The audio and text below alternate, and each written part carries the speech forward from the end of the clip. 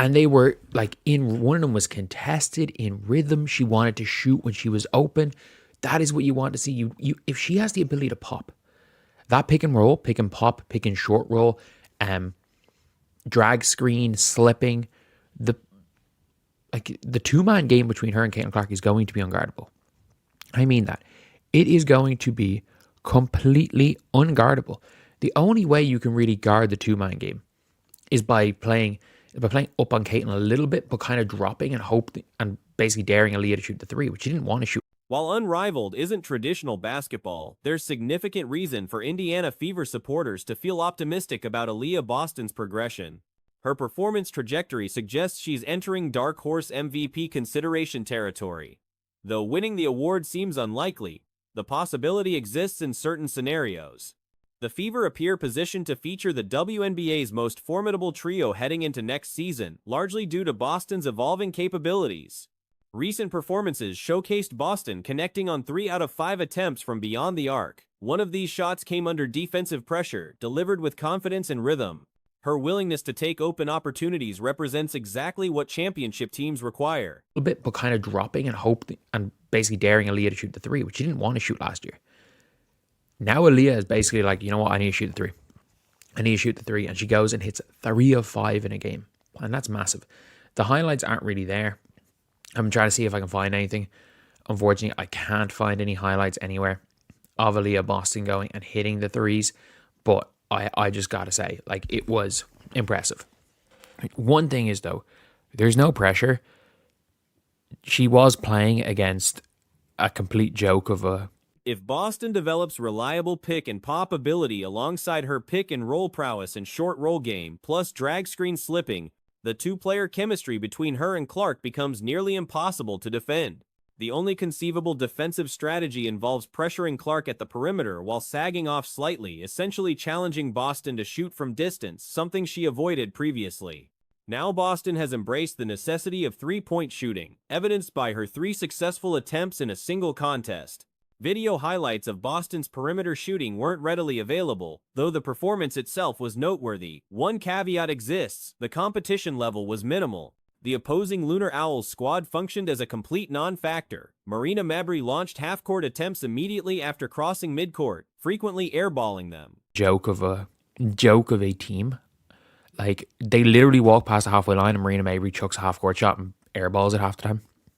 Rachel Banham is airballing probably close to 50% of the shots she's taken. Like, it is laughable what this Lunar Owls team is doing. Like, Temmie's just there airballing threes.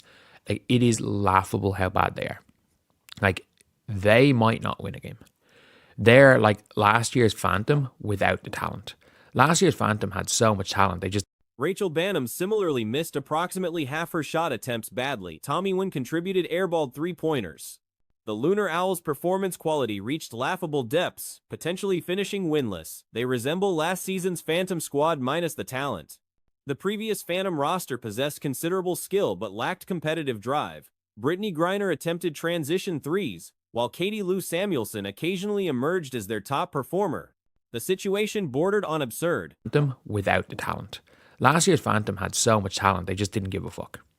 Like, Brittany Griner was shooting transition threes, and Katie Lou was at times their best player. Like, it was mad. It was mad seeing what they were doing. That being said, though, you've got a situation now with the Lunar Owls where they have the Marina Mabrey problem or solution, where Marina Mabrey does not give one flying fuck about winning a game. She's there for the lols. The Lunar Owls face a Marina Mabrey situation, or solution, depending on perspective. Mabrey demonstrates zero concern for winning games.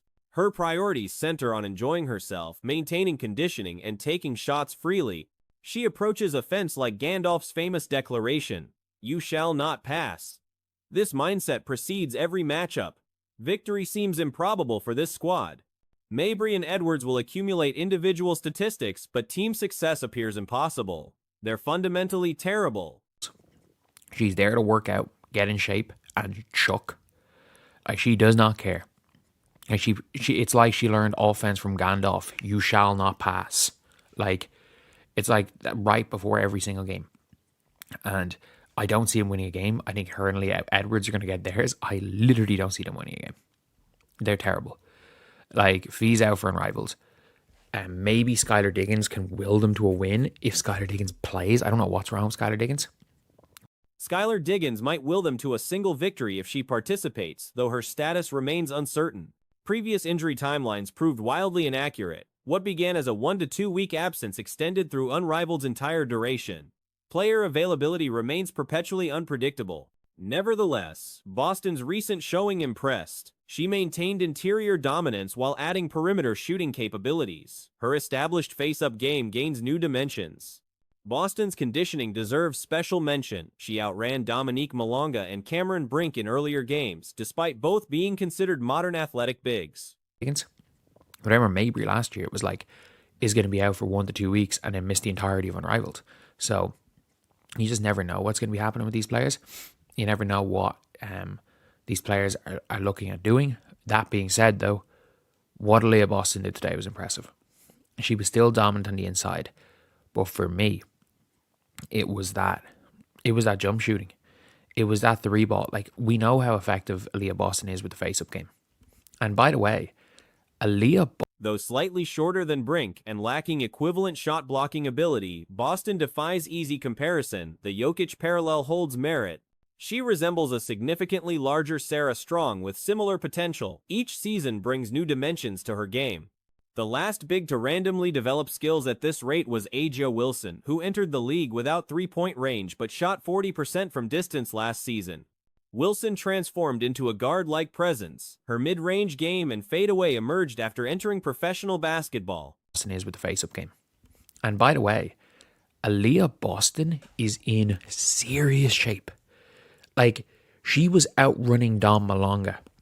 She was outrunning Cameron Brink in the first game, who are considered to be two of the like modern bigs. And she's a little bit shorter than Cameron Brink, doesn't block shots like Cameron Brink. I don't even know if there is a comparison, like, to what Leah Boston can do. Like, the Jokic comparison might be there. A much bigger. Boston shows comparable development with three-point shooting and face-up capabilities. Whether she possesses Wilson's lateral movement and finesse footwork remains questionable. Boston's footwork excels when attacking directly and playing physically, but the refined Kevin McHale-style footwork into fadeaways, the dream shake variations, that skill set may not materialize. Movement limitations might prevent effective execution of those techniques. If Boston hits threes consistently, though, everything changes regarding roster construction, especially given her conditioning level. Azura Stevens represents the ideal signing but will likely join an expansion franchise rather than reach free agency. Alana Smith remains ideal but probably stays in Minnesota. Might be there. A much bigger Sarah Strong. She has the potential to be that. And it's like every year there's something new to her coming into her game. The last time we've seen a big just randomly start developing skills like Aaliyah has was A'ja Wilson. Like, A'ja Wilson had no jump shot coming into the league. No three-point jump shot, ended up shooting 40% last year. She became a guard. Like, obviously, the mid-range came, the fade came after she went into the league. And you're looking at Aaliyah, and it's like, she's developing that three-ball, the face-up game. Beyond those two options, having a three-point shooting big allows more flexibility in backup personnel. Bringing someone who isn't a pure stretch player becomes viable. Starting a traditional big still wouldn't make sense, but utilizing one as a backup becomes acceptable. Nalissa Smith as a backup power forward center alongside Boston works fine on a minimum contract. She plays defense and competes hard, perfectly acceptable depth on minimum money. Ultimately, the evaluation centers on someone who could very plausibly become the league's second-best post player next season, depending on Wilson's recovery from surgery. Brianna Stewart functions as a big wing rather than traditional big. Issued a statement Friday criticizing the league's handling of negotiation and returning players' demands for revenue sharing, improved working conditions, and long-term protection. Now, here's the full statement right here that has been released. Let me blow this up all the way so you guys can see it. Now, many of us thought that this was going to happen. And unfortunately, it did, It don't look good for the 2026 season. I've been telling y'all over and over.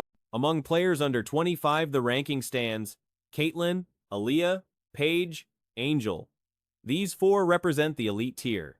Perhaps the order shifts to Caitlyn, Aaliyah, Angel, Paige. Either sequence works. They occupy levels above Camila Cardoso, who ranks 5th. They tower above any incoming rookies. These 5 comprise the upper echelon. Boston's potential trajectory looks frightening. Over and over again, it didn't look good. It said at midnight, 2022, WNBA, WBPA collective bargaining agreement will expire, despite demonstrating our willingness to compress in order to get a deal done. The WNBA and its teams have failed to meet us at the table with the same spirit and seriousness. Instead, they have remained committed to undervaluing player contributions. At 24 years old next season, MVP candidacy becomes realistic. No qualifications needed. Winning seems improbable, given potential counting statistics limitations. Boston, Clark, and Kelsey Mitchell might cannibalize each other's raw numbers. However, if this current version represents Boston's standard performance level, she could legitimately emerge as the Fever's primary option. The offense runs through both Clark and Boston. If Boston's improvement elevates her above Clark to become the league's best player with Clark as 1B, that outcome shouldn't matter. This isn't the bruising back down South Carolina version. Undervaluing player contributions, dismissing player concerns, and running out of clock. So as y'all can see there, they know that it's over. They know. They know that it's all over. It stated, today's display of an inflatable rat, a universal symbol of labor protest outside of the NBA store, calls attention to how the league and its teams have handled these negotiations by delaying. And this represents a faster, more explosive, superior decision maker who shoots effectively from all distances. Inside out, outside in, pick and roll, pick and pop. This modern, dynamic big can absolutely complement a pick-and-roll dominant Steve Nash or Tyrese Halliburton-style guard. Think Domantas Sabonis with elite defense playing alongside Halliburton, but significantly enhanced. Add someone resembling Klay Thompson when she chooses, a hybrid of Thompson's efficiency and Cam Thomas's scoring variety. Mitchell combines Thompson's best qualities with Thomas's positives into one package. Nobody stops that trio. Have handled these negotiations by delaying and clinging to the status quo. They are jeopardizing the livelihoods of players and trust and investments of fans, all in the name of preserving rigorously provisions that no longer belong in women's basketball. Players care deeply about their fans and take pride in honoring the loyalty every time they take the court. The league tactics harm current and future players and the very people who show. The realization should be clear. No traditional positions matter anymore. Forget the 1 through 5. Just acquire role players. Surround the core 3 with complementary pieces. Win championships. With Boston shooting threes consistently, the Fever's ceiling becomes astronomical. Who show up for the game in communities across the country. This misguided approach will not work in the face of the league and team's actions. The players remain unafraid and unwavering in their commitment to doing what is necessary to secure a transformational new CBA. This agreement must include a salary system tied to a meaningful share of revenue. The anticipated moment has arrived as negotiations between the WNBA and its players' union have collapsed without reaching an agreement. The deadline passed at midnight with no extension secured, marking a significant turning point for the league's future operations. Late Friday evening, the WNBA Players Association released an official statement confirming the breakdown of talks. This development triggers what's known as a status quo period, fundamentally altering the immediate landscape for the upcoming season. The expired collective bargaining agreement, originally established in 2022, reached its conclusion at midnight. According to the union's formal declaration, players demonstrated flexibility and willingness to reach a compromise throughout discussions. To a meaningful share of revenue that will not exist without the player labor, mandates professional working conditions, and require protection that honor the players who built this league and set the generation up for success. Make no mistakes. Pay equity is not optional. and progress is long overdue. We urge the league and its teams to meet this moment. The players have already. However, they assert that league management and team ownership failed to reciprocate with equal commitment and urgency. The statement accuses league officials of underestimating player value, ignoring legitimate grievances, and deliberately allowing time to expire. The Players Association highlighted a symbolic protest action featuring an inflatable rat outside the NBA store in New York. This traditional labor demonstration symbol drew attention to what players describe as management's inadequate approach to bargaining. The union's statement criticized league representatives for stalling tactics and resistance to change, arguing such behavior threatens player livelihoods and damages fan trust. They contend these strategies aim to preserve outdated provisions that no longer serve women's professional basketball. To meet this moment, the players have already and will continue to do so. So that was the statement that was released by the players. Now, Alexa Philippou with ESPN shared an article right at around midnight last night. It stated, with the WNBA CBA deadline passing with no deals, talks underway with free agency. Now, I did a video with y'all yesterday, and in that video, I told y'all, see, tomorrow was supposed to be the day free agency start. January. The release statement emphasized players' dedication to supporters who consistently demonstrate loyalty. However, it warned that league management's approach harms both current and future athletes, along with the communities and fans invested in the sport. Despite these obstacles, the Players Association declared unwavering determination to secure a comprehensive new agreement. Central demands outlined in the statement include implementing a compensation structure linked to substantial revenue sharing. Players insist any new agreement must mandate professional working standards and provide protections honoring those who established the league's foundation while ensuring future generations can thrive.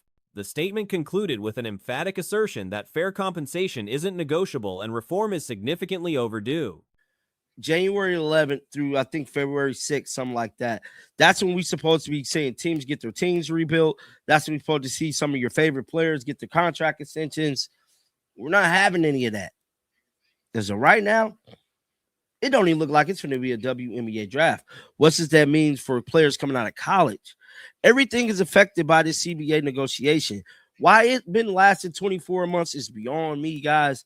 I've been covering women's basketball now. This will be my second year going into. ESPN reporter Alexa Philippou published an accompanying article just after midnight, confirming discussions continued despite the missed deadline affecting free agency timing. Originally scheduled to commence January 11th and extend through early February, the free agency period would typically allow teams to rebuild rosters and players to negotiate contract extensions. The current situation has frozen these processes entirely. The stalled negotiations also impact the WNBA draft, creating uncertainty for collegiate athletes planning professional careers. Every aspect of league operations faces disruption due to these prolonged bargaining sessions, which have now extended 24 months. Such protracted negotiations are unusual compared to other major professional sports leagues, representing an unprecedented situation for women's basketball.